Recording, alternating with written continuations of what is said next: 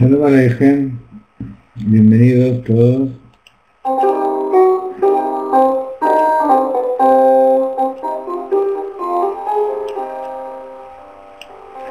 Estamos hoy en la Perashat Mishpatim.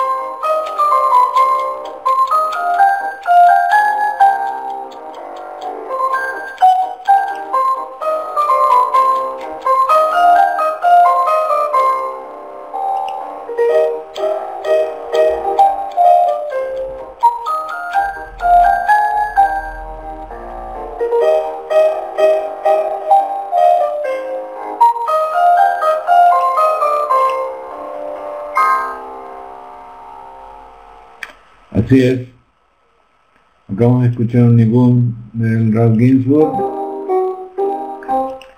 que quiere volver, no quiere irse.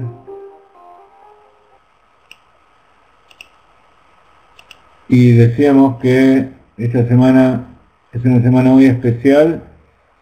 Por un lado, este Shabbat bendecimos al mes de Adar. Vamos a comenzar la semana que viene con este mes tan especial, tan lindo, tan divertido, donde está la fiesta de Purim, la cual vamos a hablar más adelante. El mes donde nació y también murió Moshe Rabbeinu. Es el mes donde se se controla el tamaño, o mejor dicho, la concordancia entre el calendario lunar y el calendario solar. Y por supuesto es el último mes del año, de acuerdo a la cuenta de los meses, para empezar el mes de Nisan. Es la preparación de Pesach. En Purim nos ponemos la máscara, nos ponemos una careta para de repente vernos de una manera diferente, dejar salir de adentro lo que somos, o lo que esa parte de lo que somos que generalmente está escondida, como una rectificación o una dulcificación de los conflictos, de la personalidad interior de cada uno de nosotros, para hacer que los conflictos salgan hacia afuera.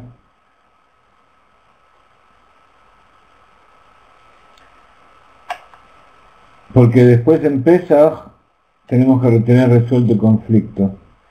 En Pesaj, cuando tenemos que salir de Egipto y luego prepararnos para recibir la Torá, tenemos que estar seguros, tenemos que ir en línea con Akadosh Baruj Hu y serles fiel.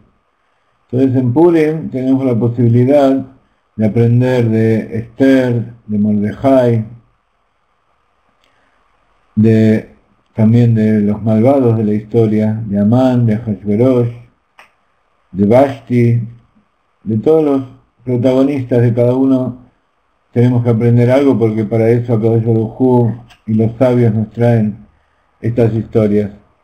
Entonces vamos a decir Lejaim, Lejaim, para que tengamos un mes bueno, un mes dulce, un mes donde todavía haya lluvias que llenen las reservas del Teom, de las profundidades de la tierra aquí en Israel, y llenen el lago Kineret, para que tengamos un año lleno de agua, lleno de bendición, que nos falte.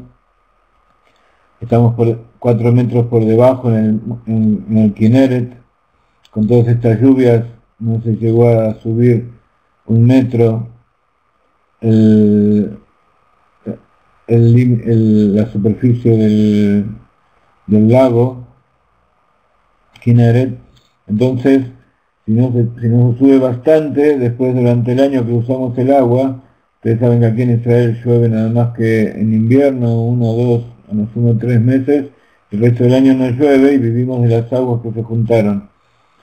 Y sobre todo vivimos de la plegaria que le hacemos a Akadosh Baruj Hu, que nos da sin Nilo, que inunda las tierras, y sin lluvias que vienen de arriba. Vivimos solo de la abundancia que Dios nos da desde arriba, que eso llega a todos ustedes en todo el mundo. Lejaim, Lejaim.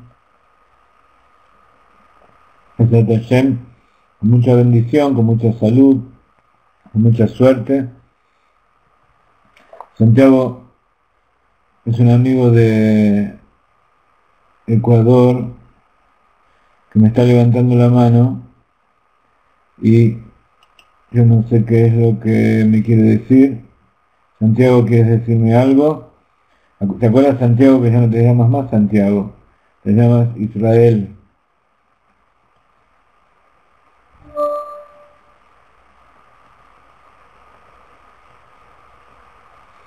Ok, no hay problema. Estamos en la Parashá Mishpatim.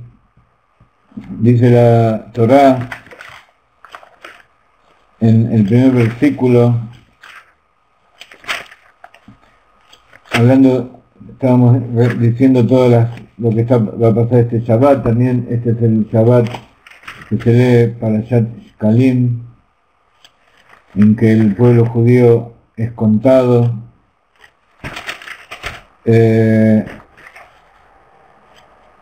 Como cuenta en la Parashá Kitetse,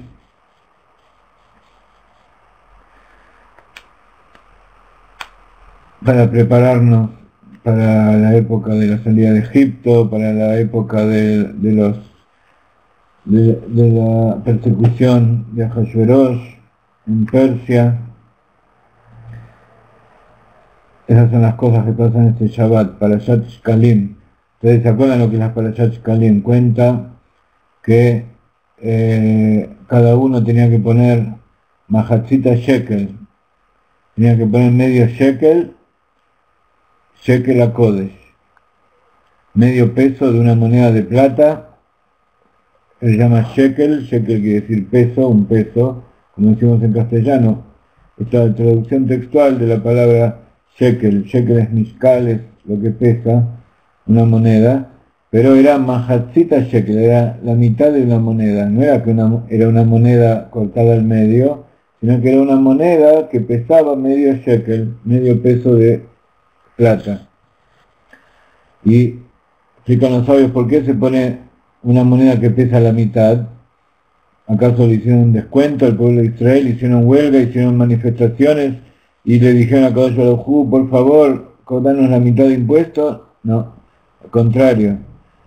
Mahatzita shekel es para aprender que incluso ese medio shekel, todo lo poco que pongamos tener, eso no es nuestro, sino que es a Kadosh Baruj Hu. Y para que seamos completos, tenemos que tener eso que nosotros tenemos, que es la mitad en realidad, y recién somos completos cuando Akadosh Baruj Hu pone la otra mitad. Eso tiene muchas enseñanzas también, que nosotros somos cuerpo, que es lo que vemos, pero en realidad eso es la mitad. En realidad tenemos un alma dentro de nuestro, que es la otra mitad, que conforma al ser humano. También está escrito en la Torá, no es bueno que el hombre esté solo, entonces por eso el hombre vive en pareja. Entonces cuando uno está dicho que la persona hasta que se casa no es un hombre, no está completo, recién se completa con la otra mitad de su alma que está preparada desde antes de nacer allí arriba y tiene que encontrar su pareja. Todo esto tiene que ver también con esto que acabamos de poner aquí, que es el tema del cual estuvo hablando el Rav Ginsburg la semana anterior, esta semana, y también es el tema con que vamos a comenzar una nueva serie de videos muy interesantes que estamos preparando y que Bezrat Hashem van a salir, espero que mañana esté listo el primero, y Bezrat Hashem pasado mañana, la semana que viene ya va a seguir la línea.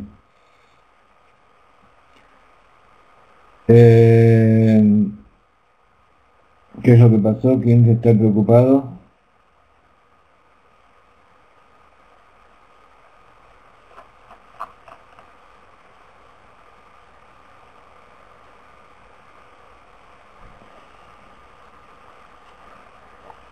Muy bien. ¿De qué Ruth me estás hablando? ¿Está Ruth Mayen aquí? Ah, Ruth Rodríguez, ok. Bueno, sigamos. Yo ya verifiqué la clase anterior de hebreo, ya se terminó. Ok. Bueno. Entonces, este Shabbat es un Shabbat muy importante, en que ponemos en el Beit Knesset media moneda por cada una de las personas. Nosotros en Israel tenemos una moneda que se llama shekel, y medio shekel en realidad no es mucho dinero, medio shekel será unos 15 centavos de dólar. Entonces, los que tienen monedas en dólares o alguna moneda de plata en medio, ponen el equivalente de ese dinero. Pero lo principal es, además de hacerlo en forma material, tener el concepto interior de que nosotros somos nada más que la mitad. Y después, y trae Hasidut, por supuesto Hasidut siempre agrega más todavía sobre todo eso, y dice que aquel que se considera completo, aquel que es sabio, aquel que es tan elevado y tan tzadik, que sabe que es la mitad y que reconoce su alma que hay en su interior, entonces ahí ya se siente completo, tiene que saber que para eso todavía tiene que agregar medio más, que él es completo cuando es Shalem Bajetzi, 1,5. Si uno se siente completo, tiene que volver a agregar otra mitad para sentir esa carencia, esa necesidad de estar completo. Si uno se siente que está completo, ya terminó toda su tarea de rectificación, entonces eso sirve nada más que para su orgullo y se queda tranquilo, termina, se queda parado y el que se queda parado va para atrás. Así que bueno, vamos a seguir adelante. Parashat Mishpatim. Ve'eile a Mishpatim asher tasim lifneihem. Y estas son las leyes que vas a poner frente a ellos. Tenemos que recordar que esta perashá, la que estamos leyendo, viene después de la perashá Yitro, donde recibimos la Torá. Entonces, después de recibir la Torá y hablar de todas las cosas que hablamos la semana anterior, dice, Ve'eile a Mishpatim asher tasim lifneihem. Y estos son las leyes que vas a poner frente a ellos. Entonces,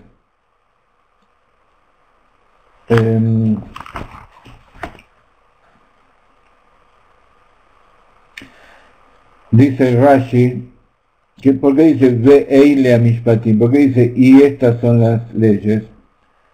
Cuando uno dice y, también en castellano, es porque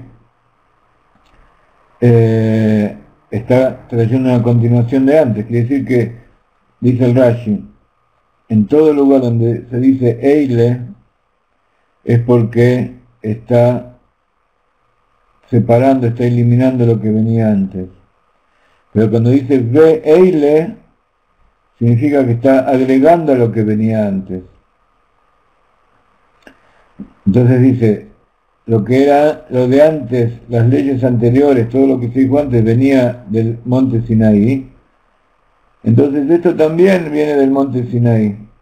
Todas estas leyes son una continuación de lo que Moshe recibió en el monte Sinaí. ¿Y por qué está junto a la Parashat Dinim, la Parashat de las leyes, con la Parashat del Mizbeach, la Parashat donde habla acerca del Mizbeach, que es la última parte de la Parashat anterior que leímos?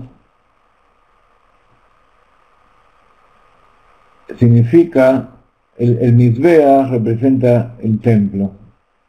Lo principal del templo es para hacer korbanot, para hacer ofrendas a Dios. Y las leyes tienen que ver con ¿qué? Con el Sanedrín. Entonces los sabios aprenden de esto. Sanedrín es el cuerpo legislativo que determina las leyes y juzga.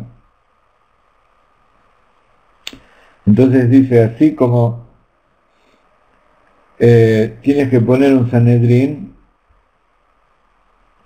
y tienes que hacer un Beit HaMikdash, entonces esto va uno al lado del otro porque el Sanedrín funciona dentro del Beit HaMikdash, y así fue, dentro de todo el perímetro del muro que rodea el templo, estaba el lugar donde se sentaban los jueces, los sabios de Israel, para legislar las leyes y para hacer justicia.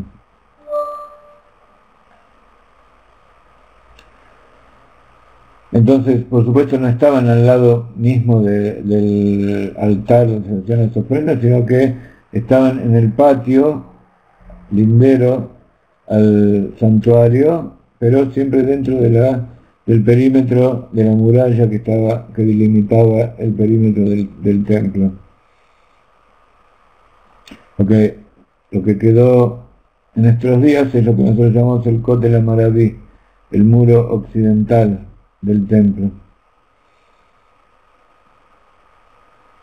Entonces dice, estas son las leyes que vas a poner frente a ellos.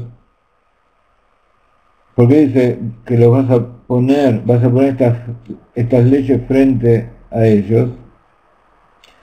Le dijo a Kadosh Baruj Hu a Moshe,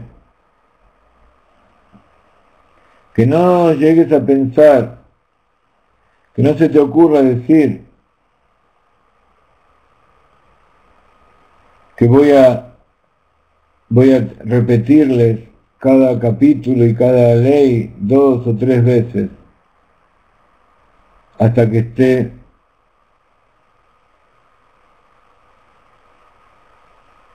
hasta que penetren dentro de ellos.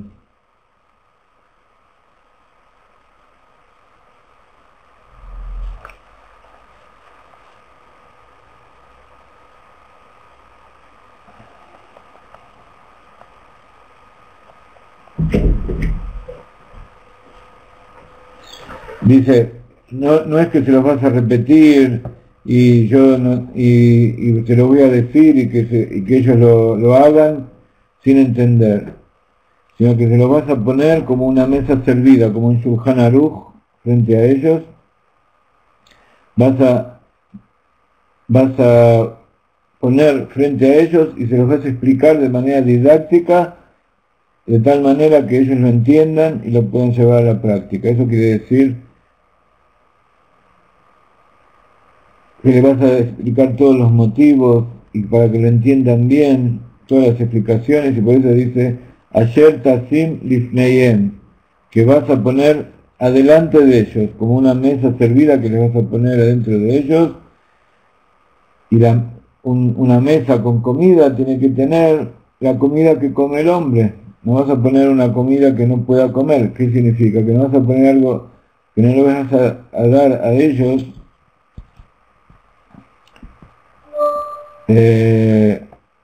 algo que no puedan ingerir, que no puedan digerir, que no puedan entender.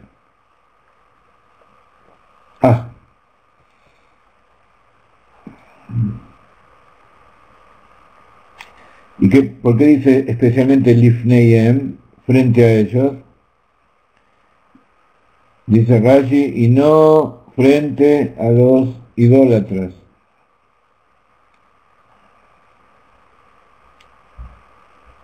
Dice, incluso si vos conocés una ley que los idólatras la determinan igual que el pueblo de Israel, no vas a traer esas leyes como que son principios de ellos, que son sus principios morales.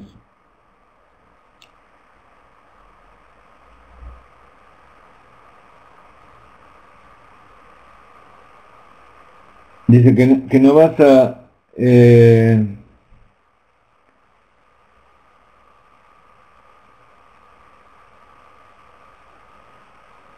que a pesar de que vos sepas que los idólatras tienen algunas leyes parecidas a las tuyas, no vas a ir a los idólatras y presentarle tus leyes.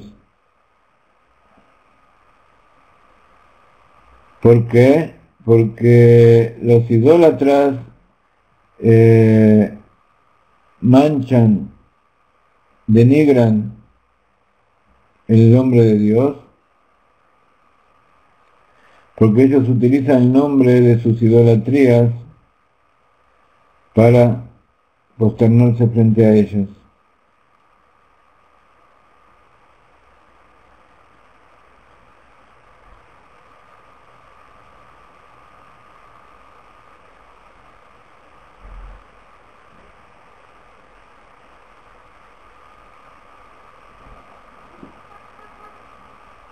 Porque dice en el libro de Devarim, porque nuestras formas no son como sus formas, y nuestros enemigos son delincuentes.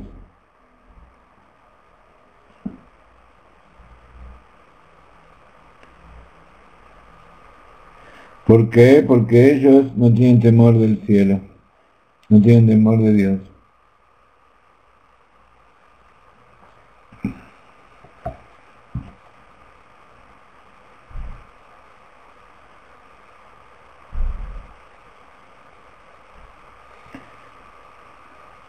Entonces, una de las cosas interesantes que dice aquí, que Rashi dice que no se te ocurra, le dijo a Kadosh Baruj Hu a Moshe, que le vas a repetir 2 o 3 veces y ya está las cosas. Y eso significa que el maestro tiene que repetirle al alumno 4 y 5 y 10 y 20 veces, todas las veces que haga falta, hasta que el alumno lo capte. Esta es una enseñanza de educación muy importante que nos trae la Torá, y que los Jajamim, los sabios de Israel, la trajeron por todas las generaciones, y es que cuando hay alguien, un alumno que no sabe, un alumno que no entiende, un alumno que no aprendió, eso no es culpa del alumno, sino que es responsabilidad del maestro. En general, cuando uno va al colegio o uno iba, le ponían una nota y si estaba mal, el alumno era castigado o multado, o de alguna forma no le dejaban avanzar o cambiar depende, la nota que sacaba el alumno, ese era su destino. Pero ahora, de acuerdo con la Torá, como todas las cosas en la vida, la nota del alumno no depende del alumno, sino que depende del maestro. Entonces, si el maestro le pone un 0, o un 5, o un 10 al alumno, esa es la nota que recibe el maestro.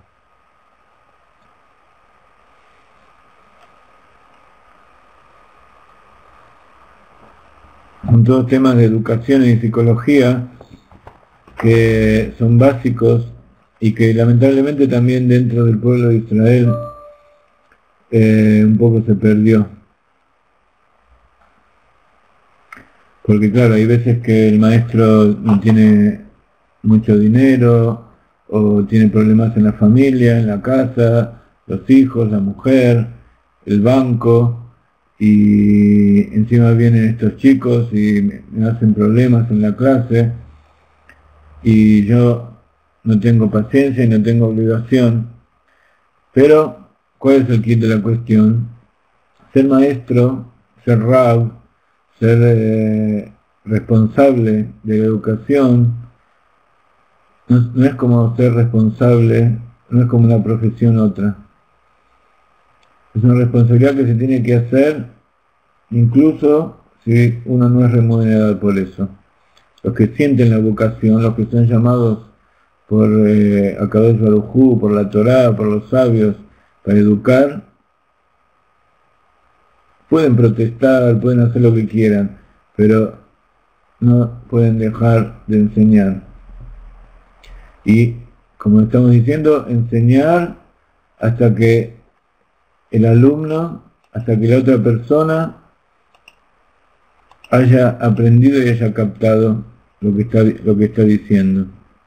Entonces, uno puede buscar distintas formas de decir lo mismo. Hay veces que se siente que uno está repitiendo. Incluso hay muchas personas que dicen, esta persona siempre dice lo mismo, y se aburren y se van.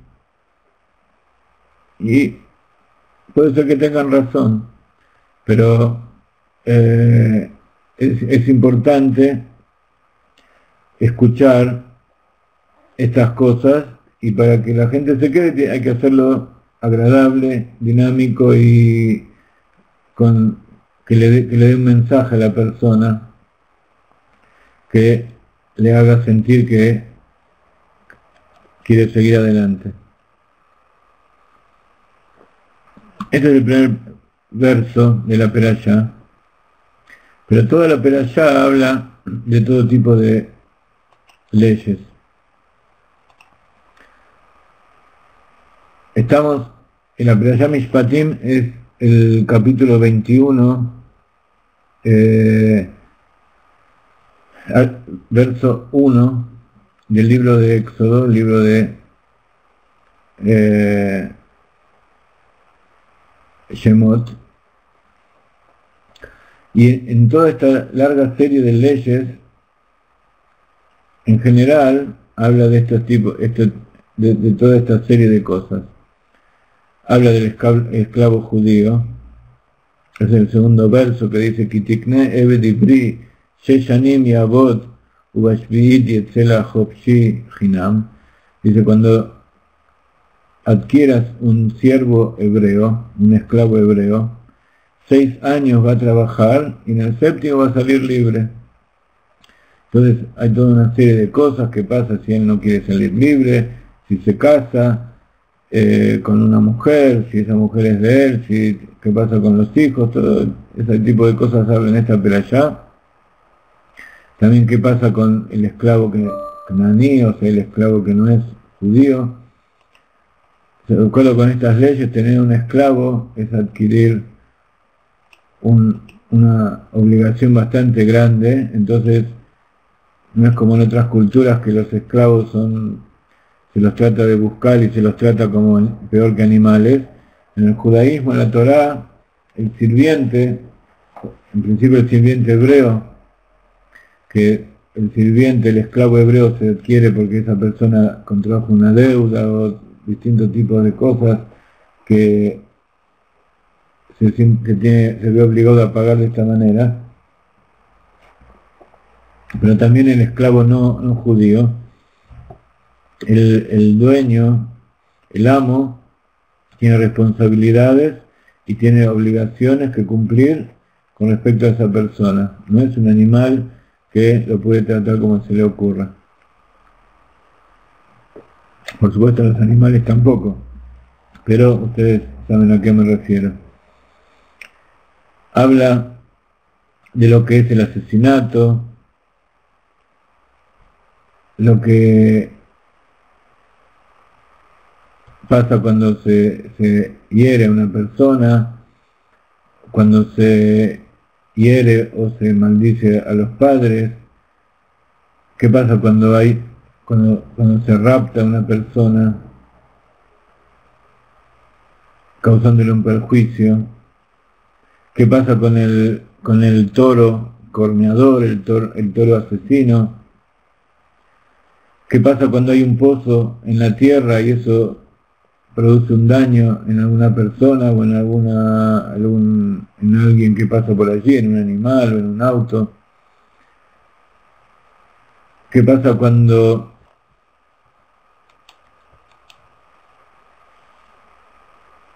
el fuego, cuando el perjuicio que se le causa al otro es porque se produjo fuego, se incendió algo? ¿Qué pasa cuando el toro cornea a alguien? Hay distintas leyes de acuerdo a cómo se categoriza al toro, si es por primera vez, si es un toro que ya está acostumbrado a cornear, si lo cuidaron, si no lo cuidaron, si lo dejaron suelto.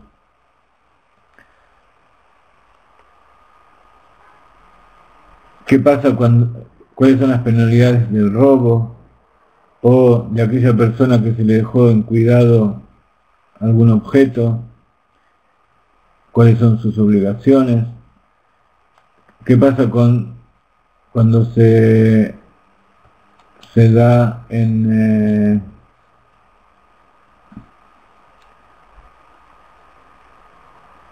préstamo? Se da un préstamo, ¿cuáles son las leyes para cobrar? ¿Qué pasa cuando se seduce a una mujer soltera? Las prácticas del ocultismo, de la idolatría, cuando se oprime a otras personas o se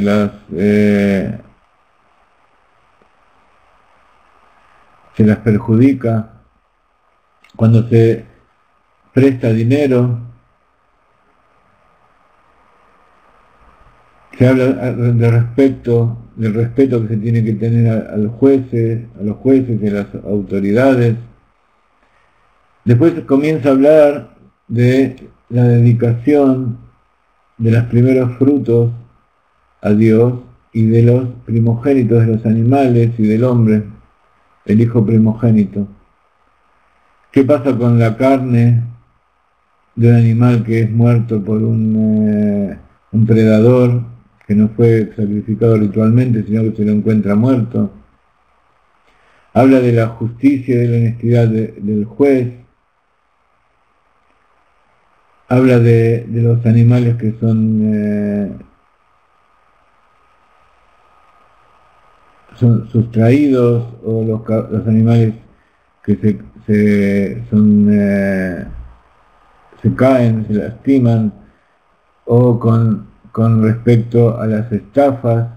Luego habla del año sabático, habla del Shabbat, habla de algunas festividades, habla de la mezcla de leche y carne, cuando dice no comerás el cabrito cocinado en la leche de su madre. Luego habla Dios de una promesa que le hace al pueblo de Israel de enviar un ángel para protegerlos en el desierto y para cuando vayan a conquistar la tierra. Dios le advierte al pueblo judío que tienen que destruir las naciones idólatras que hay en la tierra de Israel y no hacer tratados de paz con ellos. Y Dios le promete que les va a dar comida, agua en la tierra de Israel, que va a eliminar a todos los enemigos, va a eliminar la enfermedad, va a eliminar los abortos, la infertilidad. En definitiva, Dios hace un pacto con el pueblo judío, y el pueblo judío dice la famosa frase que todos ustedes conocen, que dice Naaseh benishma: vamos a hacer y luego vamos a escuchar, vamos a entender. Entonces, acuérdense que esto sucede después de la entrega de la Torá. Moshe le da estas historias y después cuentan cómo Moshe asciende al monte Sinaí y que se queda allí por 40 días y noches, y allí recibe las tablas de la Torá.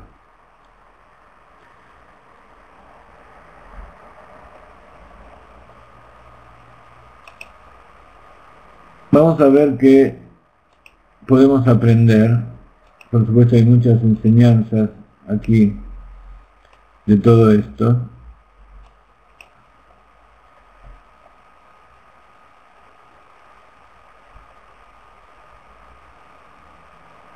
Una de las enseñanzas es más o menos así.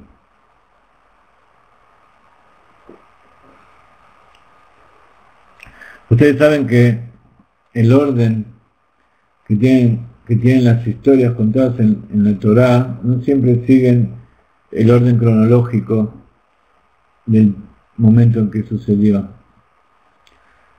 Pero sí hay una relación que no es casual en el orden en que está escrita esas porciones en la Torá, esas parshiot.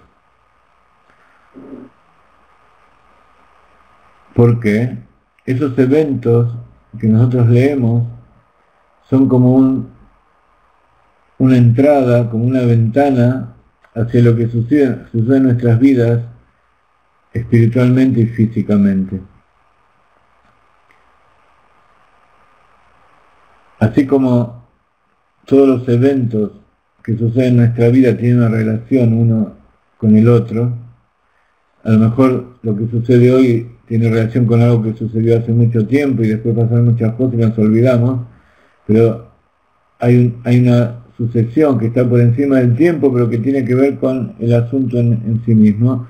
Así también la sucesión de los de las cosas que están relatadas en la Torá tienen una importancia especial. Entonces, como decíamos, la perashá anterior habla de la entrega de los 10 mandamientos, y esta semana leemos esta perashá que se llama Mishpatim, que son las leyes o estatutos que acabamos de describir. Para entender lo que significa esto, tenemos que volver a explicar lo que explicamos todos los años, que hay 3 tipos de preceptos o mandamientos en la Torá. Vamos a escribir aquí en hebreo.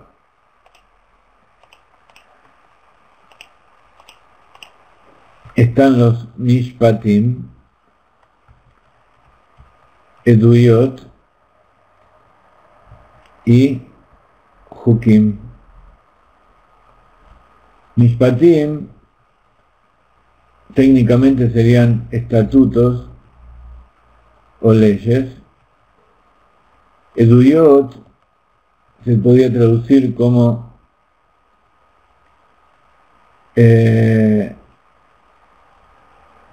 Eduyot son testimonios, y Hukim de Hok son decretos. Los Jajamín dividieron todas las leyes de la Torá, los 613 preceptos, en 3 categorías. Una de ellas es Mishpatim, lo que acabamos de leer, pero para que se entienda lo que son Mishpatim, tenemos que entender en general las 3 categorías. Entonces, ¿qué son Hukim, la última categoría? ¿Qué es un decreto en la Torá? Son leyes que están por encima, están más allá de la comprensión intelectual de la persona. Son cosas que no tienen una explicación lógica. Por ejemplo, ¿cuál? Aquellos que ya están mucho tiempo con nosotros estudiando, seguramente ya saben. Quiero que me digan, aquellos que no están tanto tiempo con nosotros, que me digan algún ejemplo de lo que sería un hok, un decreto que Dios ordenó, pero que nosotros no podemos entender bien de qué se trata. Josefina me contestó. Josefina es una alumna nueva nuestra, les presento Josefina Navarro. Es una chica que hace pocas semanas que está con nosotros y parece que estudia mucha Torá porque acertó. La vaca roja es una de ellas. Mucho gusto, Josefina. Y muy bien. Otra ley es justamente otras de las que están en esta porción de la semana, separar la leche y la carne. Lo vi que pasó. Paulina dijo eso. Hay otra cosa que también habla en esta perashá, no mezclar lana y lino. Exacto. Lana y lino. No sé si nos va a dar tiempo para explicar alguna de estas cosas, pero lo importante es que no se sabe bien por qué cuando uno come carne kasher está bien, cuando uno come leche kasher o productos lácteos kasher está bien, pero si lo come juntos está mal, y si lo cocina juntos está súper mal, y no puede tener provecho de eso, ni siquiera regalarlo, y tampoco puede siquiera cocinarlo. A lo mejor uno lo quiere cocinar para fabricar alguna cosa, un pegamento o alguna cosa que no es para comer. No, tampoco se puede. No se puede tener provecho de ninguna forma de algo que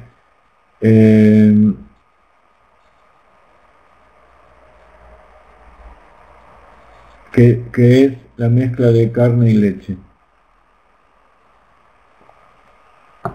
De la misma forma no se puede tener ningún provecho ni tampoco se puede utilizar una ropa o una tela que tenga mezcla de lana y lino. Si nosotros mezclamos, o sea, hay distintas especies, categorías que no pueden ir juntas, salvo que Dios especifique. Por ejemplo, en las vestimentas del Kohen Gadol, justamente, ya pasaron 50 minutos de clase, no lo puedo creer. ¿Qué hago? ¿Aumento un poco o nos vamos a dormir en 9 minutos?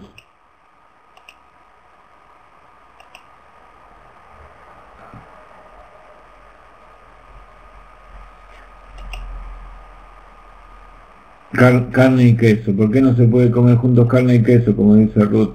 Exactamente.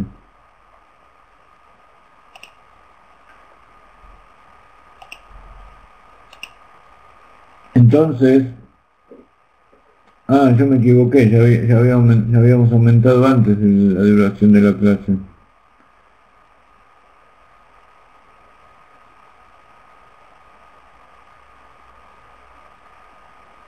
¿Alguien me puede explicar por qué no se puede comer juntos carne y leche, carne de animal con la leche o con los productos de la leche de cualquier animal?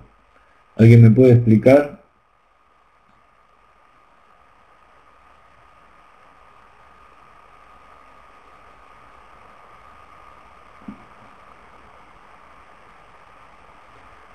Para tener carne hace falta una muerte, la de la res.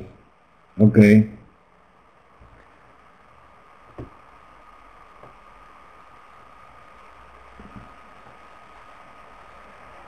Para que haya leche tienen que haber dado a luz una vida.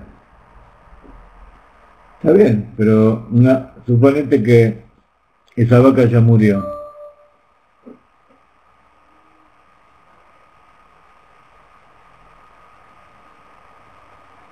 Digamos que todas esas son explicaciones subalternas, pero el motivo verdadero, lógico, todo eso que estás diciendo no es algo lógico. Cuando uno empieza a hablar de energías y de mezclar cosas muertas y vivas, está hablando de cosas que no es una explicación lógica. Con respecto a las aves y los lácteos, la Torá no lo prohíbe, pero los jajamim,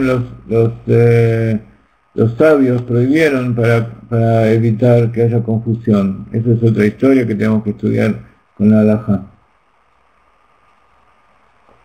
Pero teóricamente se podría comer, de acuerdo con la Torá, un ave cocinada en leche.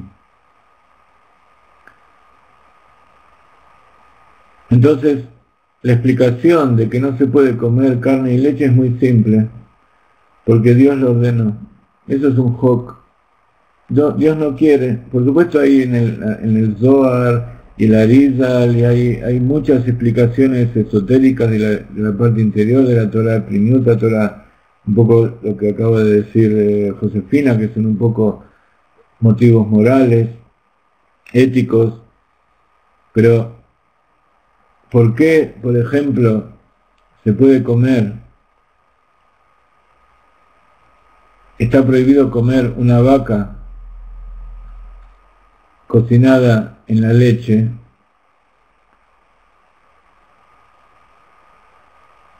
o por ejemplo, para no salir del marco estricto de la Torá.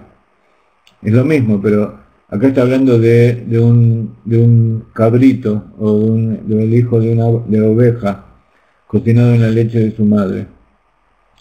¿Qué diferencia hay si yo hago un guiso con la carne y le pongo un poco de leche de su madre, o cocino la carne de ese cabrito y también pongo carne de su madre? Están los dos con una shitá perfecta, los dos tienen carne kasher y los pongo a cocinar en la parrilla. Suena bastante, para los vegetarianos suena bastante horroroso todo esto, pero es algo que hacemos todos los días, así que no hay de qué asustarse. En las leyes de kashrut en ningún lado está escrito que hay que fijarse si la carne que estamos cocinando es en la carne estás cocinando junto con la carne de la vaca, de una vaca que es la madre de ese animal. No existe. Entonces, ¿qué es más fuerte? ¿Cocinarlo junto con la vaca o cocinarlo junto con la leche de su madre? Digamos que como seres humanos, ¿qué nos daría más repulsión? ¿Saber que estamos agarrando un pedazo de la madre y del hijo y cocinarlo juntos? ¿O que cocinamos al cabrito en la leche? Supongamos que no nos da ningún prurito en cocinar carne. Agarrar un animal, matarlo y cocinarlo. Realmente a la mayor parte de la humanidad no le gusta hacer eso, por eso va al supermercado y compra un pedazo de carne y se olvida que eso perteneció a un animal vivo. Lo mismo pasa con la leche de la vaca. Entonces, digamos que no estamos tomando en consideración los aspectos morales de comer carne.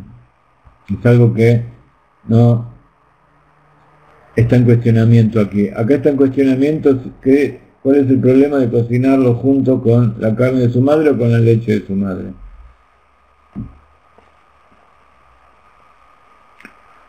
La única diferencia hay es que Akadosh Baruj Hu dijo que esto se puede y esto no se puede. Él tiene sus motivos, por supuesto.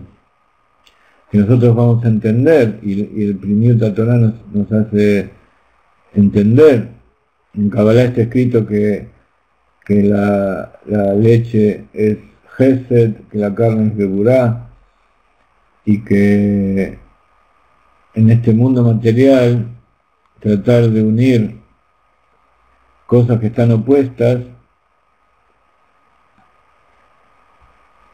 Espero que tengamos tiempo de verlo eso ahora, si no lo van a ver en el video que estamos preparando. Unir cosas que son incompatibles unas con la otra es perjudicial. En cambio, espiritualmente, y cuando uno hace el proceso de rectificación adecuado, es imprescindible que haya interinclusión una cosa con la otra. Entonces, por eso, antes de Noah, la gente no comía carne, entonces no tenía este problema. Y creo que tampoco comía tomaba la leche de los animales. Solamente, ustedes saben que el ser humano toma leche mientras es pequeño, toma la leche de su madre. Después de grande no tiene ninguna necesidad de tomar leche. Incluso hay investigaciones que muestran que no es sano tomar leche. Entonces sería un buen motivo para pensar que si no comemos carne junto con la leche nos estaría beneficiando. Pero en el futuro por venir tampoco se va a comer carne, tampoco se va a matar a los animales. Entonces digamos que tiene su parte interior, tiene su motivo. Pero en el mundo en que nosotros vivimos, incluso en el mundo por venir, en una determinada etapa, bueno, no voy a hablar de eso, mejor no toco ese punto ahora, que es más controversial, pero lo mismo pasa con mezclar la lana y el lino. La lana es animal, el lino es vegetal, no se puede mezclar. ¿Por qué? No hay explicación.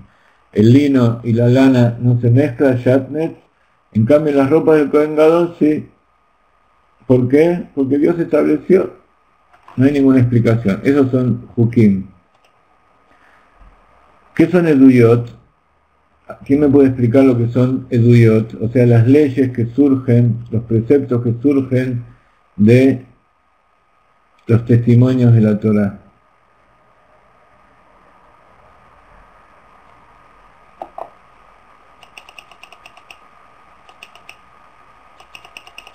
Ruth me pregunta, ¿comerlos por separado es posible? ¿Qué cosa comerlos por separado?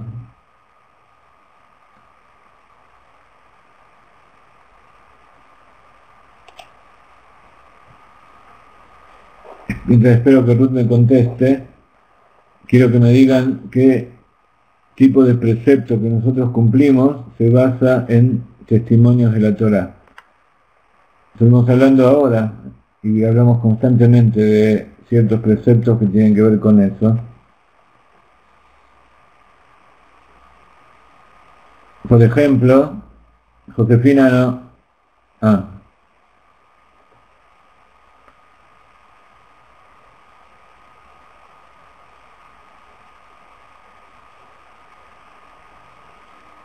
¿Se está escuchando mal? ¿O hay alguno que escucha bien? La pregunta es que me den algún ejemplo de un precepto que venga. Hukim ya vimos, son los decretos que estableció Kadosh Baruj Hu. Eduyot son testimonios. ¿Qué preceptos tenemos que vienen de testimonios de la Torá? De historias, ya estoy dando demasiadas pistas.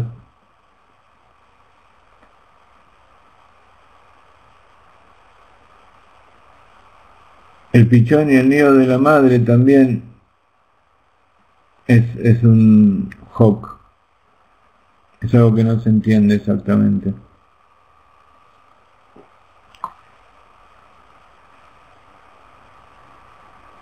Porque no es que, porque establece exactamente que cuando vas a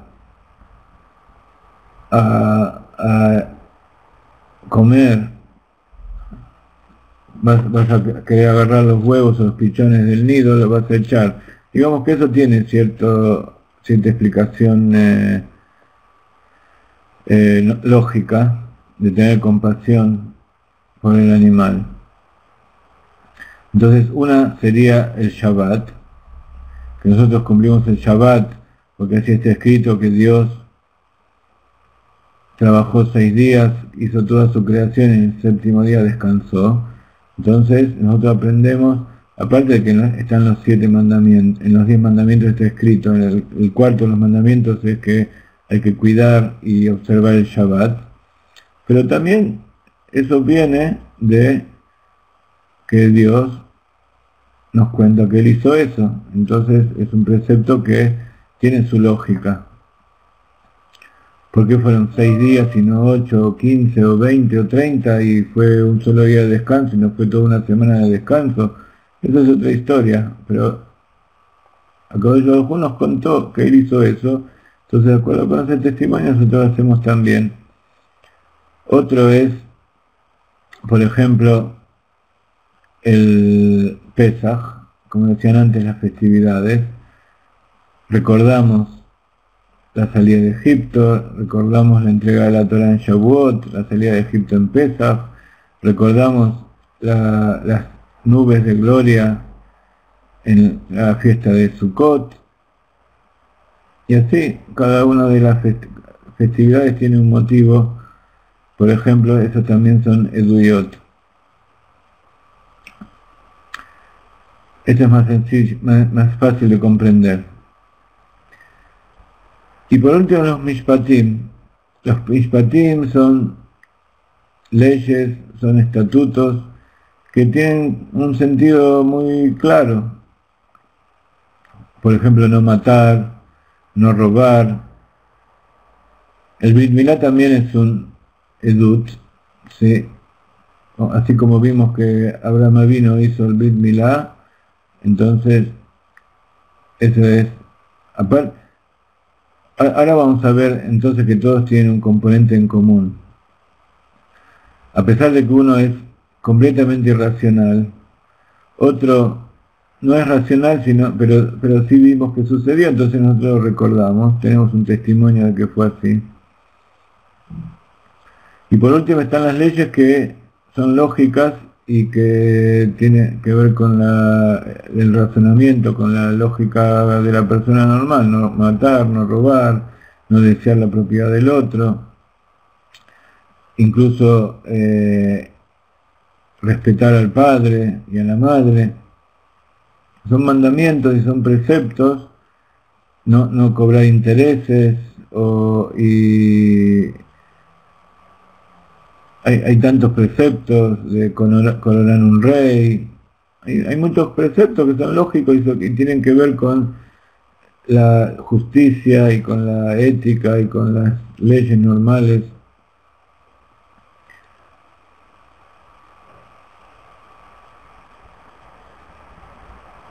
Eh, Hasta mañana, Meira, gracias por todo el trabajo. Meira está colaborando con nosotros en este nuevo proyecto y Besrat Hashem, que eso te dé muchas bendiciones, que tengas Shabbat Shalom y buenas noticias y muchas najes, muchas cosas lindas de tu marido y de tus hijos, Besrat Hashem. Ruth dice que el matar los animales hace que se liberen toxinas. Es verdad. Pero de todas maneras, en la Torá está escrito que hay que comer carne, que las personas en el Beit HaMikdash sacrificaban los animales y esos animales después eran comidos. Así que digamos que no es una prohibición, nadie obliga a comer carne, no es una obligación, no es una mitzvah comer carne, pero sí es una mitzvah comerla respetando determinadas leyes.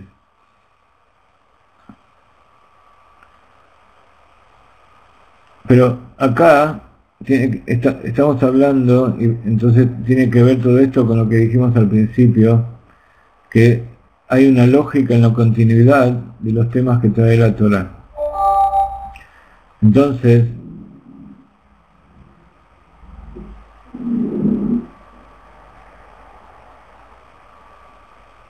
todas estas leyes que cuenta la Perashá esta semana, incluso del toro que cornea y de qué pasa cuando alguien se muere, mata al otro o insulta al padre, todas esas cosas son lógicas. Entonces, esta perashá está llena de todas esas cosas lógicas, llena de mishpatim, pero viene a continuación de la historia de la entrega de la Torah. ¿Qué es la entrega de la Torah? La entrega de la Torah es una revelación divina.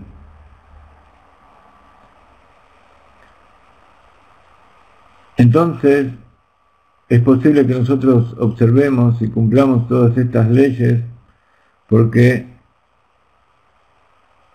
vemos que son lógicas, que son morales, que son éticas, son razonables.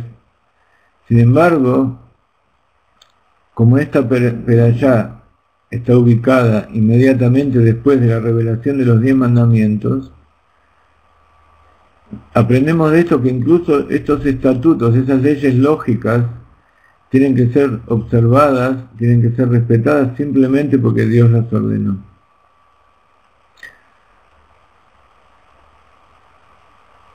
A veces podemos olvidar que las cosas que nos suceden a diario en nuestras vidas son mensajes que Akadosh Baruj Hu nos está dando. Explica Hasidut esta idea en base a lo que explica Rashi en uno de los versos que trae esta perashá, que es cuando un toro cornea. Eso está en el verso 21, en el capítulo 21, en el verso 28.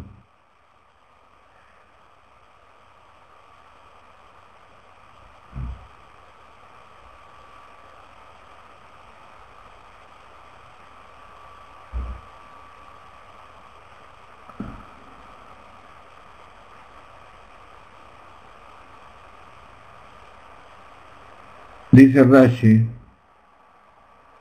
que cuando el toro cornea, esto se aplica tanto a un toro bravío como a cualquier otro animal que perjudica.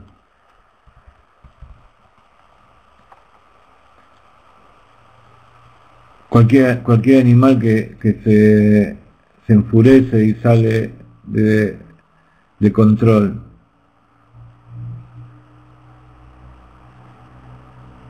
Pero la Torá está hablando en presente.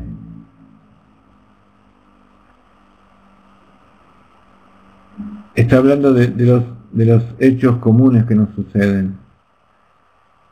Cuando algo ocurre, ya sea un toro o cualquier otro animal, es decir, cualquier situación rutinaria que se produce, puede ser cuando estamos esperando en una fila, o cuando estamos en un auto, en una fila de autos, esperando en el tráfico. Incluso todas esas cosas tan rutinarias que nosotros realizamos, tenemos que ver eso como que Dios nos está hablando. ¿Por qué esto que me está pasando ahora nos sucede justo en este momento? ¿Qué es lo que yo tengo que hacer? ¿Qué actitud debo tomar frente a eso? ¿Qué elección debo tomar? Y nosotros acostumbramos a desvalorizar los elementos, todo lo que nos sucede, todas las cosas, diciendo que es una coincidencia, ignorando lo que nos dice Rashi, que nos quiere hacer acordar que incluso un animal, un toro bravío o cualquier otro animal, todas las cosas rutinarias es que Dios nos está hablando a través de ese acto que nos está sucediendo en ese momento. Y es importante que ustedes tomen conciencia de esto y no lo tomen esto como un discurso, sino que lo tomen como una experiencia de vida, así como en nuestras otras clases planteamos ejercicios. También, posiblemente no como 24 horas por día pensar en eso, pero de todas maneras cada tanto ver las cosas importantes. Uno es más fácil que uno busque cuál es el motivo, cuál es el mensaje que Dios nos está dando. Pero en las cosas simples, en las cosas que son rutinarias y que parece una casualidad, como aquel chiste que alguna vez contamos y que hace poco escuché de vuelta del Rab Shem Tov de Uruguay, que iba un hombre en el auto a una reunión muy importante, que de eso dependía un negocio muy grande que se iba a concretar. Entonces iba con el auto al centro y no encontraba lugar para estacionar. Entonces le dijo: si vos me das un lugar para estacionar, te aseguro que voy a darte a partir de ahora voy a ponerte filim todos los días. Entonces seguía dando vueltas y no encontraba lugar. Entonces se desesperaba más porque se iba pasando la hora y tenía que llegar, y entonces le dijo a Kadosh Baruj Hu: te aseguro que a partir de ahora, si vos me conseguís un lugar para estacionar, voy a cumplir el Shabbat.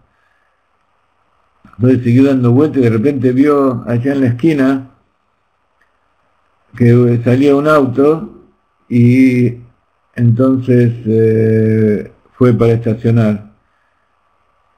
Entonces mientras estaba estacionando le dijo a Kadosh Baruj Hu: deja, no te preocupes, ya conseguí un lugar.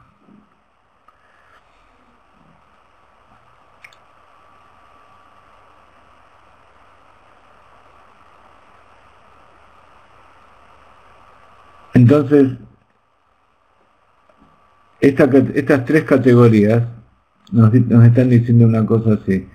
Cuando uno está frente a un precepto que considera importante, entonces eso lo cumple y busca hacerlo con todos los perfeccionamientos posibles, con la mejor calidad.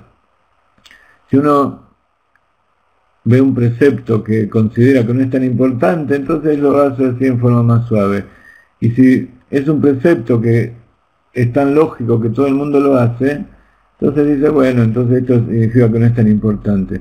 Sin embargo, esto nos está enseñando que incluso los preceptos más simples, hay veces que el Yetzer Hara nos ataca de tal manera que uno está haciendo una mitzvah, un precepto muy simple, como buscando una moneda para poner en la tzedaká, y de repente se nos presenta la oportunidad de hacer una mitzvah muy grande, de salvar una vida o de salvar o de ganar dinero para poner más de acá. Entonces deja eso que está haciendo y se dedica a lo otro. Y posiblemente cuando se dedica a lo otro que es tan importante, a lo mejor llega ahí y se da cuenta que era todo una invención, o que se pasó el tiempo, que en realidad se equivocó, entonces se quedó sin esto y sin lo otro. Entonces es importante saber que cuando uno está haciendo un precepto es importante y tiene que dedicarle ese momento, él nació para que en ese momento de su vida él esté haciendo esa cosa.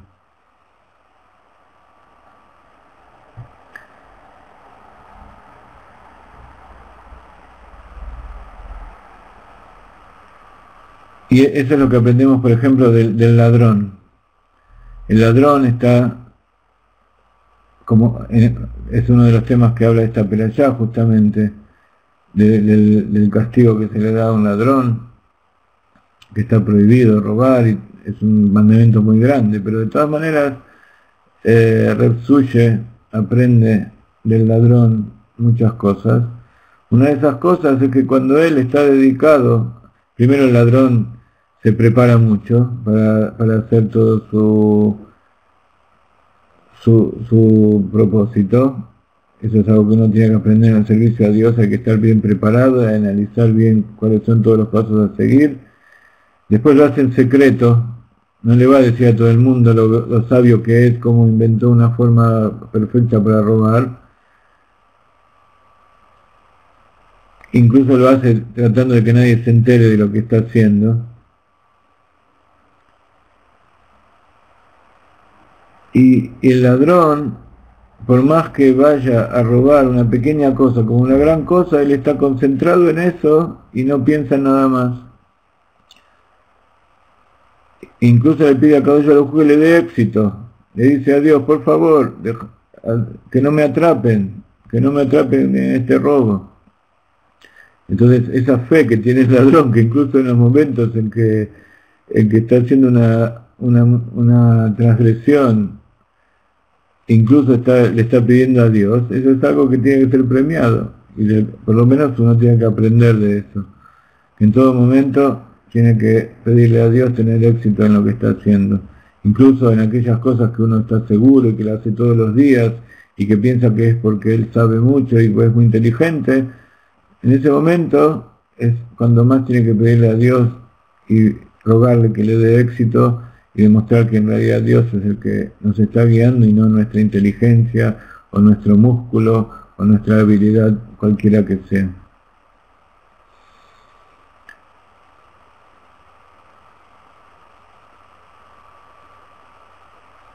Vamos a escuchar una melodía y luego vamos a tratar de hablar de un tema muy interesante que tiene que ver con esta perashá también.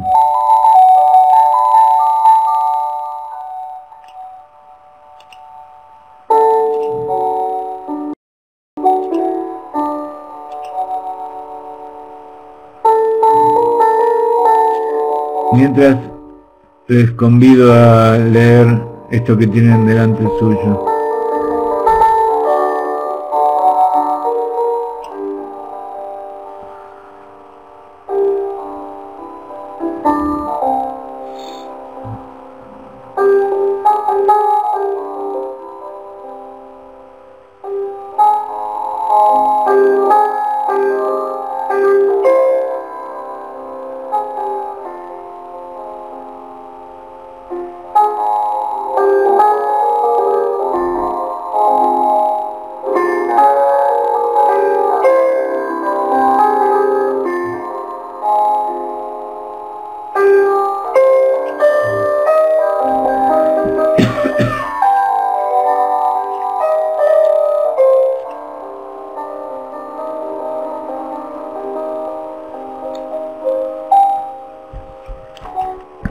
Estamos escuchando una melodía compuesta por Rob Ginsburg que se llama Exaltación del Alma.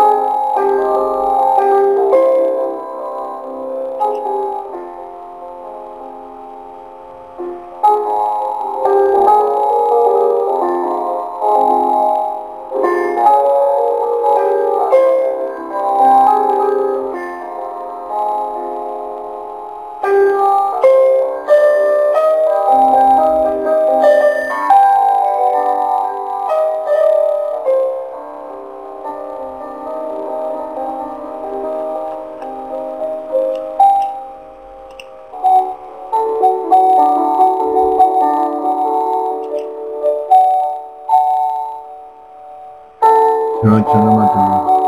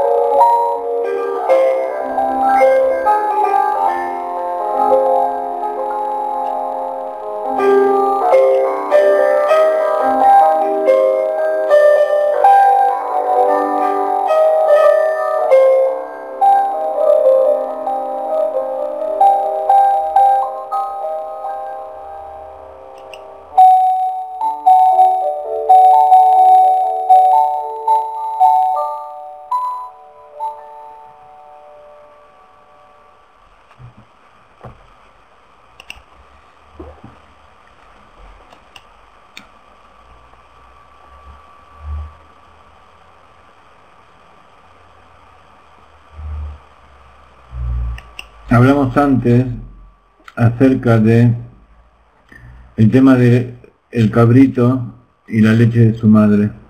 No cocinarás el cabrito en la leche de su madre. Si pudieran leer esta meditación, posiblemente todos ustedes reciban nuestra página diaria. Allí hemos puesto hoy esta meditación. Durante la semana pusimos algunas partes y hoy la pusimos completa, acerca del Partsuf de los conflictos. O sea, ¿qué es un Partsuf? Es un conjunto de sefirot, un conjunto de aspectos que forman un conjunto donde hay un equilibrio entre ellos. Así como Partsuf quiere decir rostro, en el alma, en la psique, quiere decir personalidad.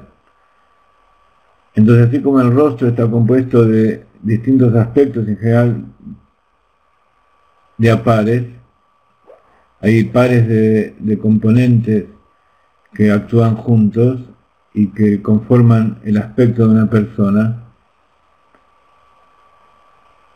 de acuerdo a cómo es la forma de la cara.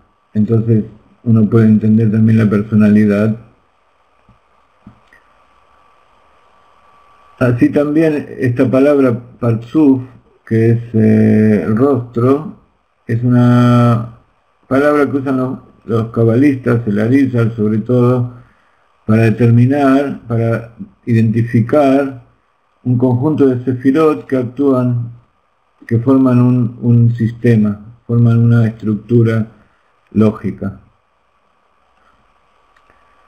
Que hay un fluir de energía entre ellos y de acuerdo al equilibrio de cómo influye cada una de ellas en determinados momentos, entonces ese sistema va a actuar de distinta manera. Entonces aquí habla de los conflictos. Esto es algo que el Rab la semana pasada habló en su shiur semanal a la noche. Me encantaría poder traducirlo en el momento, pero ya traté, es prácticamente imposible traducir al castellano a la velocidad que el Rab habla y con conceptos que necesitan explicación. Entonces tratamos de ir tomando de a poco algunas partes y profundizar en ellos. Entonces la semana anterior y esta habló sobre estos temas de psicología, Torat HaNefesh, que tienen que ver con la toma de decisiones. Entonces nos explica en general que hay 4 tipos de conflictos. ¿Qué es un conflicto? Es un problema, un choque que hay entre nuestros sentimientos, que nosotros tenemos que decidir entre cosas y tenemos que evaluarlas para tomar una decisión. Entonces hay 4 tipos de conflictos. Está el conflicto del sí, que yo deseo hacer 2 cosas y tengo que elegir por una de ellas. Después está el conflicto de no y no, que es que tengo a mí 2 posibilidades y no quiero hacer ninguna, pero tengo que elegir el mal menor, que es lo que tengo que elegir para que suceda lo menos trágico, lo menos perjudicial. Tercero es el conflicto entre sí y no. Estos dos, el 3 y el 4 son 2 aspectos parecidos. Sí y no. Uno me preguntó si uno era sí y no y el otro era no y sí, pero es así. ¿Por qué? Porque uno se refiere a cuando dentro del mismo asunto hay 2 aspectos, uno que me atrae y otro que me produce rechazo. Entonces tengo frente a mí algo que quiero y por otro lado que no quiero, porque tiene 2 aspectos que uno me produce atracción y otro rechazo, como esto que dice aquí, un alimento sabroso y que engorda. Entonces debo elegir. Y después, por último, Rab aclara que el orden de estos conflictos, que es también algo que está traído en Hasidut, es de menos grave a más grave. O sea, elegir entre 2 cosas buenas es mucho más fácil que elegir el mal menor. Y elegir el mal menor es mucho más fácil que elegir algo que dentro de sí tiene 2 aspectos contradictorios. Pero es mucho más difícil todavía elegir 2 cosas donde cada una de esas cosas tienen dentro de sí cosas buenas y cosas malas, virtudes y defectos. Entonces existen 2 posibilidades donde en cada una de ellas hay ventajas y desventajas. Este es el conflicto más grande. Por ejemplo, entre 2 diferentes proposiciones de pareja. Hay 2 mujeres o 2 maridos en potencia que yo los veo y como nadie es perfecto y nadie es completamente malo, entonces yo tengo que decidir si el balance que hay en cada uno y en base a eso ver cómo concuerda conmigo. Entonces, ¿qué quiere decir hacer un partsuf de todo esto? Ver qué sefirot concuerdan con cada una de estas cosas. Por supuesto, como las decisiones tienen que ver con los conflictos son emocionales, cuando uno habla de algo mental no habla de un conflicto, sino que habla de un problema, de una decisión en base a un razonamiento lógico. Entonces, en un razonamiento lógico no hay un conflicto, que yo sí quiero pero en realidad no quiero. Eso es algo que tiene que ver con los sentimientos, con las emociones. Entonces los conflictos siempre surgen de las emociones. Si uno tomara en forma racional cada una de las cosas para decidir en forma racional, no lo tomaría como un conflicto, sino simplemente como un asunto para ser juzgado, y como uno juzga en general entre 2 balanzas que si hay un poquito más de un lado que del otro, entonces ya decidió sobre eso, no hay problema. O sea, siempre que uno no pone en juego sus emociones, entonces las cosas se resuelven fácil. Pero nosotros somos seres humanos, Akadosh Baruj Hu nos creó de tal manera que justamente eso es lo que Él quiere, que para que nosotros decidamos algo, utilicemos nuestras emociones. O sea que Akadosh Baruj Hu nos está poniendo a nosotros constantemente en situaciones de conflicto. ¿Por qué? Porque ¿cuál es el motivo racional de este asunto? Si nosotros tuviéramos que decidir todo en forma racional, si ustedes se ponen a pensar, sería imposible, porque para decidir en forma racional tenemos que tener frente a nosotros todas las pruebas y todos los testimonios y todos los datos para poder decidir. Si yo quiero decidir sobre algo y no conozco exactamente todos los detalles del asunto, entonces no puedo decidir. y en general uno no tiene los detalles de todos los asuntos. Entonces es ahí donde entran las emociones, y en general uno decide en base más a las emociones que al razonamiento. Incluso hace poco leí que se hizo una investigación en la bolsa de valores. La bolsa de valores tendría que ser lo más simple de todo. Uno pone una computadora y de acuerdo a eso decide qué es lo que más conviene en cada momento, vender, que comprar. Es algo tan lógico. Y sin embargo, se hizo un estudio y la mayoría de las transacciones bursátiles, sobre todo de los grandes inversores, son decisiones que se toman en base a impulsos, en base a emociones del momento, en base a intuiciones que tiene la persona, y para nada es algo racional. Entonces,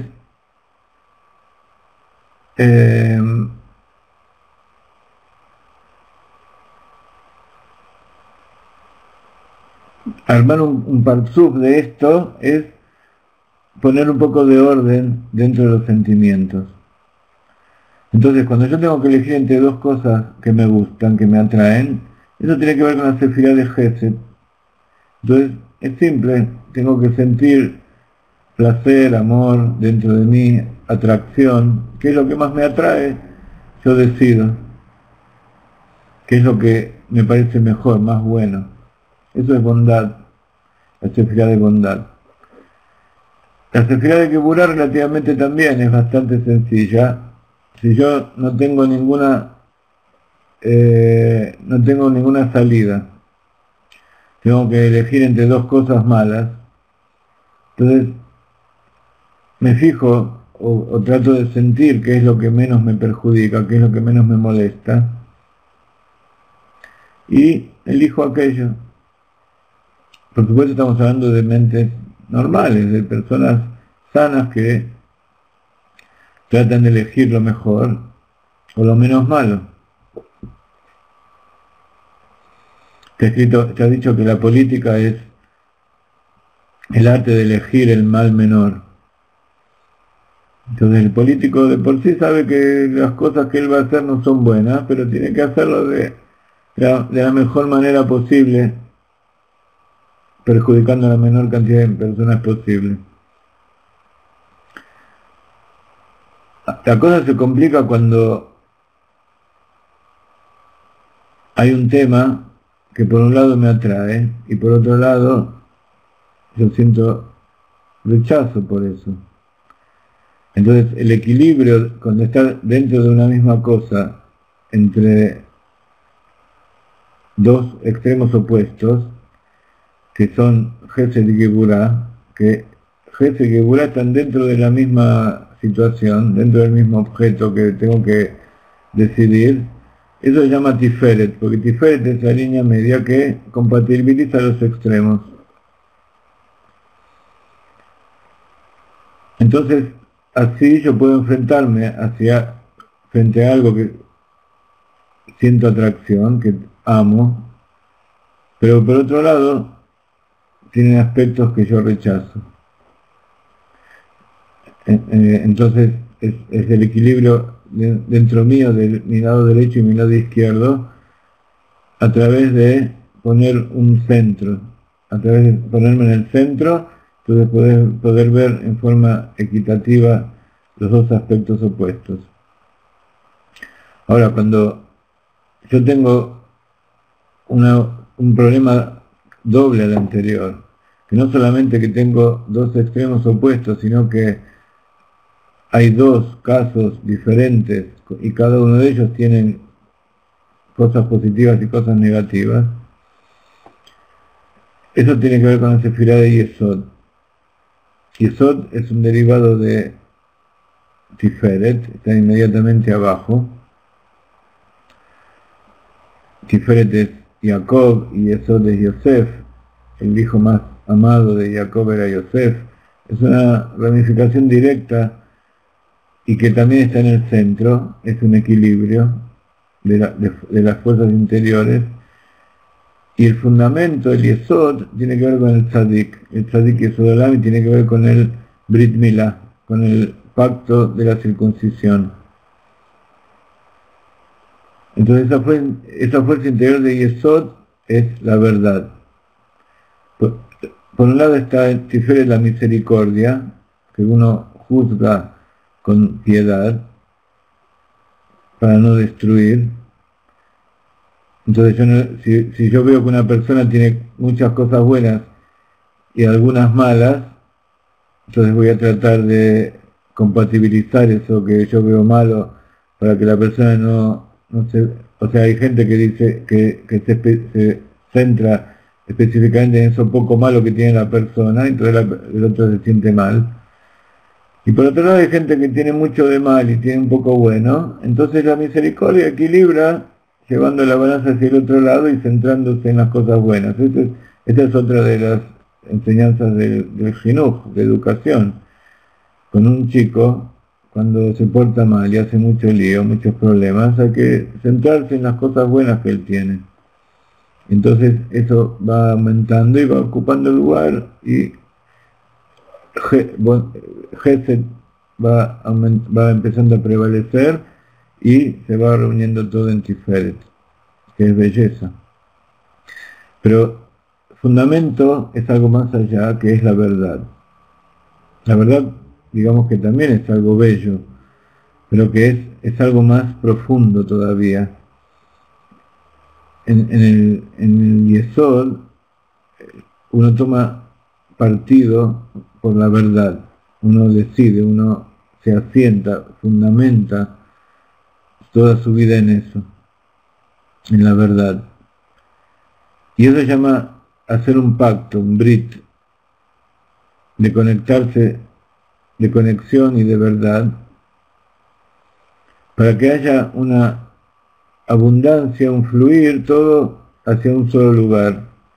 Eso se llama Shmirat Brit, cuidar el pacto, proteger el pacto. Y en hebreo, Kritat Brit significa cortar. Cuando nosotros hacemos un pacto con alguien, firmamos un contrato con esa persona y estamos cortando, estamos, como hizo Abraham Avinu, que el hecho de cortar, por un lado, significa eliminar las cáscaras impuras, aquello que oculta la sensibilidad interior del corazón, textualmente, como dice Dios, que tenemos que físicamente cortar la piel que sobra en el órgano sexual, y en el corazón tenemos que también circuncidar nuestro corazón para eliminar esa capa de piel insensible que nos impide sentir a Dios.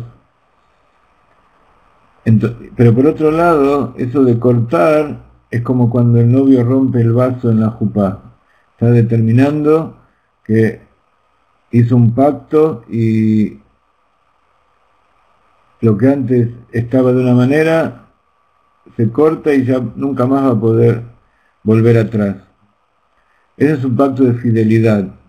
Cuando la pareja se casa, está cortando, está rompiendo algo que ya no se puede volver atrás.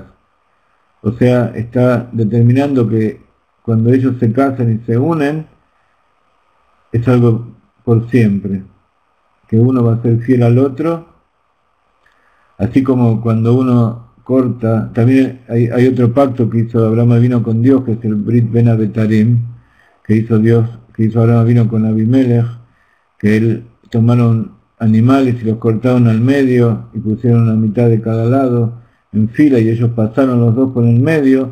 Eso representó que ese animal que fue cortado al medio, ya las dos partes no se pueden volver a unir, que es un pacto que yo estoy aquí, y tú estás allá, cada uno por otro lado, pero por otro lado está determinando que es algo definitivo, es algo cortante. Esto es así y no es de otra manera. Yo estoy con vos, estoy con Dios, estoy con mi Rab, con mi Rebe, con mi esposa, con mi familia, con cada uno es un pacto que uno realiza, yo estoy con la verdad, estoy con el amor, estoy con el temor a Dios. Son pactos que uno realiza y son decisiones que uno toma. Entonces, cuando uno toma esa decisión, está resolviendo el conflicto. Cuando uno decide ser fiel a la verdad y de repente se le producen tentaciones después, y uno se acuerda de ese pacto que hizo, entonces ya dentro del suyo ya no hay conflicto. Cuando dos personas hacen un pacto entre ellos dos, ¿por qué hacen un pacto? Porque posiblemente hay un conflicto, como está dicho, la paz se hace con los enemigos. De la misma manera, cuando uno hace un pacto, firma un contrato con alguien, es para obligarse a cumplir lo que está escrito ahí. Entonces, si yo quiero transgredir lo que está escrito ahí, o quiero hacer alguna otra cosa, no puedo decidirlo por mí mismo. Tengo que volver a hacer otro pacto con la otra persona si la otra persona quiere. Si no, yo ya firmé, y eso que está allí no lo puedo cambiar. Entonces, la fidelidad, justamente, este último asunto entonces tiene que ver con la elección de la pareja. La elección de la pareja es una elección de las más difíciles en toda la vida, y también también tiene que ver con la elección del Rebbe. ¿Quién es mi Rebbe? ¿Quién es mi guía espiritual? ¿Qué línea yo voy a seguir?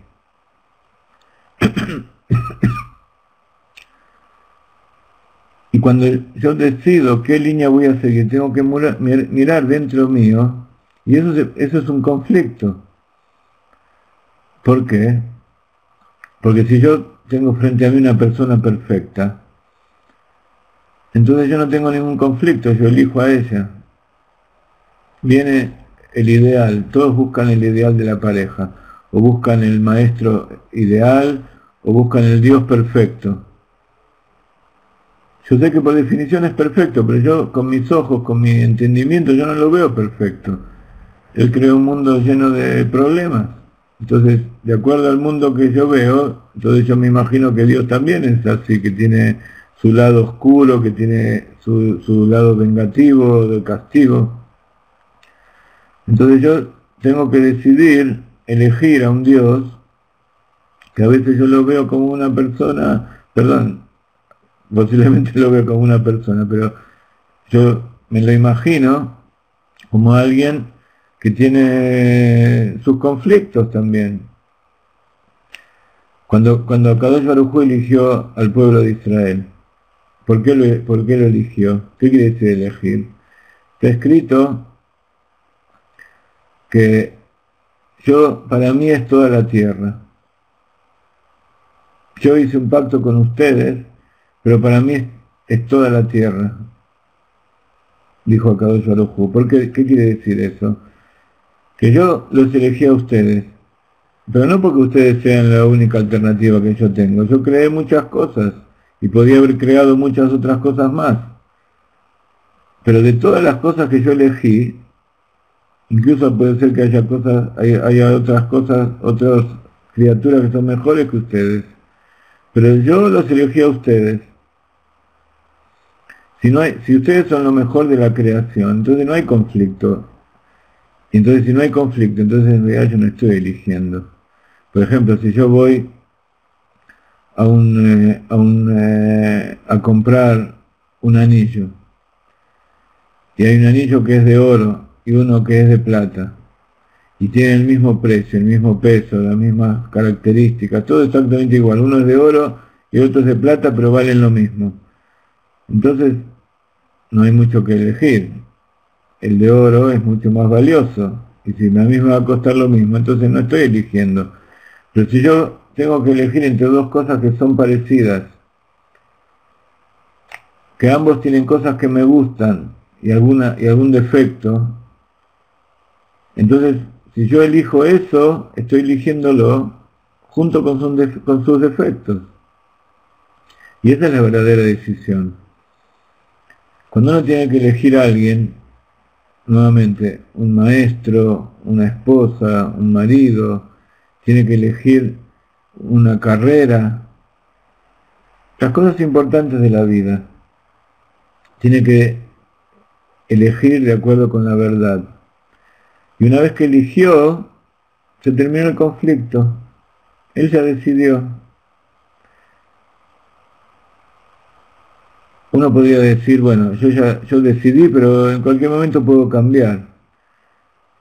Cuando uno elige algo que en cualquier momento lo puede cambiar, entonces ya pierde su valor.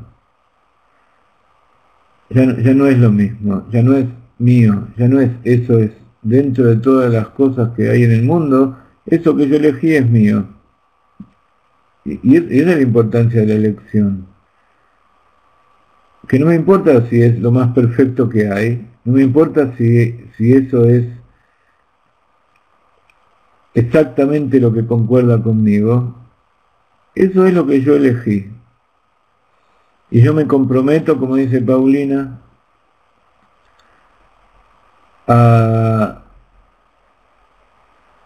me comprometo a seguir hasta el final, porque en definitiva, como dijimos al principio, cada cosa que nos pasa es algo que Dios nos puso delante. Entonces, eso no quiere decir que no haya divorcio. En el judaísmo hay divorcio. Pero el divorcio es una opción que se da cuando ya hay un perjuicio muy grande para ambas partes. Y cuando se ve que o desde el principio eso no funcionaba, o que en determinado momento ya las partes han cambiado y ese pacto ya no es con las mismas personas que había antes. Es otra persona diferente. Pero para que pase eso tiene que ser una excepción muy grande. Tiene que ser algo que perjudica a la esposa y que perjudica a los hijos, pero la persona que es verdaderamente fiel va a tratar de hacer que la otra persona quiera seguir estando con uno mismo. En general, cuando hay un divorcio, cuando hay una persona que quiere seguir y la otra que no quiere seguir. La que no quiere seguir necesita ir a algún lugar, necesita ir al juez, para que el juez determine si ese pacto se puede romper o no se puede romper. No. En el judaísmo, cuando dos personas están casadas legalmente, no pueden decidir entre ellas a partir de ahora nos separamos y ya nuestro vínculo terminó. Tiene que ir, y así como ese vínculo, ese contrato fue realizado de acuerdo con todas las leyes, también el divorcio tiene que ser realizado de acuerdo a todas las leyes. Y dentro de todo el proceso de divorcio hay todo, si fue llevado a cabo en forma correcta, lo mismo que si fue llevado a cabo en forma correcta el casamiento, entonces eso significa que ese divorcio se tenía que realizar. En general, así como la gente se divorcia muy rápidamente, también se casa muy rápidamente. Quiere decir que el pacto ese que hizo, en realidad tampoco tiene demasiado significado. Es nada más que un papel firmado. No hubo un compromiso interior. Puede ser por parte del que se quiere separar como por parte del otro, el que no se quiere separar. A veces una mujer ve que el marido no se compromete, no cumple con lo pactado, entonces es un motivo para romper el pacto. Por lo menos entre los seres humanos. Akadosh Baruj Hu no es una persona no es como una persona que se arrepiente, como está dicho en la Torah. Akadosh Baruj Hu no se arrepiente de sus pactos, porque él no hizo los pactos para ser rotos, para ser destruidos, sino que son pactos eternos. Pero las personas a veces realizan pactos, realizan contratos sin haber resuelto completamente ese conflicto que se produjo antes de tomar la decisión. Entonces, en este video que les vamos a presentar mañana, de Shabbat Hashem, y si no para el domingo, van a ver un análisis muy profundo que es parte de todas las charlas que estuvo dando el Rab esta semana.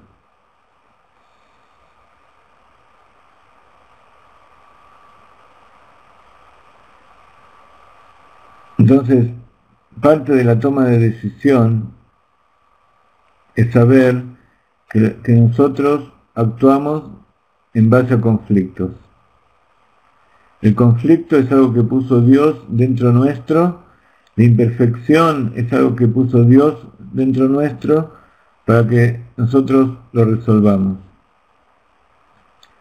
para que nosotros elijamos con nuestro libre albedrío.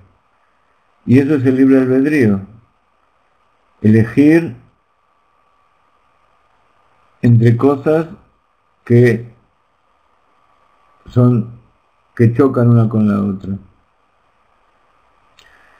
Yo ya por mi parte terminé, espero que esta charla de hoy haya sido inspiradora, así que aquellos que tienen que salir, nos hemos extendido ya casi 2 horas. A mí me gusta seguir con ustedes tanto tiempo, y más con temas del Rab, todas estas cosas del Rab, es algo que me llegan muy adentro y quiero transmitírselas a ustedes. Yo sé que a veces exagero, entonces aquellos que tienen que irse están libres. Solo quiero decirles que tengan un Shabbat Shalom, que digan Teilim este Shabbat para recibir Shabbat Mevarjim. El mes de Adar, que sea un mes de Adar con mucha alegría, es el mes de la alegría, el mes de la risa. Y vamos a terminar estos últimos minutos con una melodía del Rab. Aquellos que quieren escuchar están invitados. Aquellos que tengan que irse, les damos nuestra bendición de un Shabbat Shalom y un mes de Adar magnífico. Y que Akadosh Baruj Hu les permita tomar decisiones y resolver sus conflictos con Shalom, como está escrito, Osei Shalom Bimbromav, Uy Asei Shalom Aleinu, Be'al Israel Bimbru Amén. Aquel que hace paz en las alturas entre los dos Mahané, los dos campamentos del ángel Mijael, que es Gesed, y el ángel de Gabriel, que es Geburá, el agua y el fuego, que haga paz entre nosotros y en todo el pueblo de Israel, y todos digamos Amén.